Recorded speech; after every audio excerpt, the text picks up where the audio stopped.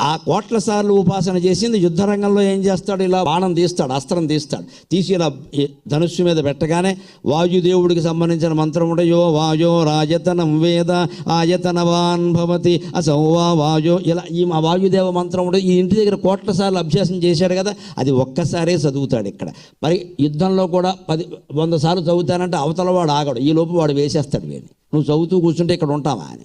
ఇంటి దగ్గర కోట్ల సార్లు చదివితే యుద్ధంలో ఒక్కసారి చదివినా ఫలిస్తుంది అనడానికి ఉదాహరణ ఏమిటంటే, విద్యార్థులు 10వ తరగతి పుస్తకాలు ఏడాదంతా చదువుతారు, కంఠస్థం చేస్తారు, పునశ్చరణ చేసుకుంటారు. పరీక్షల్లో ఒక్కసారి చదవగానే గుర్తు రాట్లా, ఫలించట్లా.